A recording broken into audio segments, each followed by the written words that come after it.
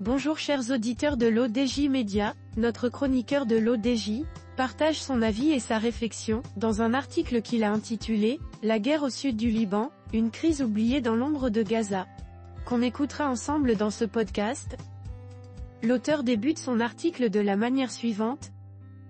Alors que l'attention internationale se concentre sur les conflits à Gaza, une guerre tout aussi intense et destructrice continue de ravager le sud du Liban. Le Hezbollah, groupe armé chiite libanais, et les forces israéliennes se livrent à des affrontements violents, marqués par des attaques de missiles et des frappes aériennes. Dans la nuit du 6 mai, le Hezbollah a diffusé plusieurs vidéos montrant des opérations récentes de la résistance islamique contre des cibles israéliennes.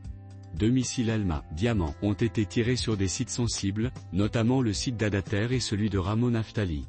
Lors de l'attaque sur le premier site, un véhicule blindé israélien a été touché avec précision malgré les fortifications environnantes. De plus, une plateforme de lancement de missiles Tamir, composant clé du système de défense dôme de fer, a été détruite dans la caserne de Ramon Naftali.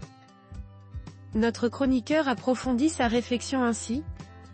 Les vidéos montrent clairement que la plateforme, destinée à intercepter les missiles et les attaques aériennes, a été atteinte avec une précision déconcertante, prenant feu suite à l'impact. Ces opérations démontrent non seulement la capacité du Hezbollah à frapper des cibles bien protégées, mais aussi la vulnérabilité potentielle des défenses israéliennes. Le mercredi après-midi, le Hezbollah a lancé une attaque aérienne avec un escadron de drones d'assaut contre des soldats israéliens au sud de la colonie d'El Koch, située en Galilée occidentale, près de la frontière libano-palestinienne. Cette attaque a entraîné la mort d'un soldat israélien et blessé 9 autres, selon la radio de l'armée israélienne. En réponse aux attaques du Hezbollah, l'aviation israélienne a mené plusieurs raids aériens jeudi à l'aube, ciblant diverses localités du sud du Liban. Ces frappes ont causé des blessures à plusieurs civils, 4 personnes ont été blessées lors d'un raid sur une usine de produits de nettoyage à Wadi Gilo, et 7 autres ont été blessées à Beit Yaoun, près de Benjbey. D'autres localités, dont Sidiki, Hadchi, Al-Adeiza et Kavnin, ont également été visées par des raids israéliens. Ces agressions ont eu lieu après que des avions militaires israéliens ont violé le mur du son dans l'espace aérien du sud du Liban vers minuit, provoquant la panique parmi les résidents locaux.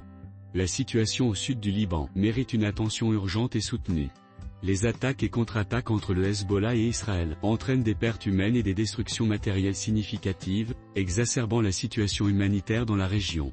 Les civils libanais, pris entre les feux croisés, subissent les conséquences de ce conflit prolongé, souvent sans accès adéquat à l'aide internationale.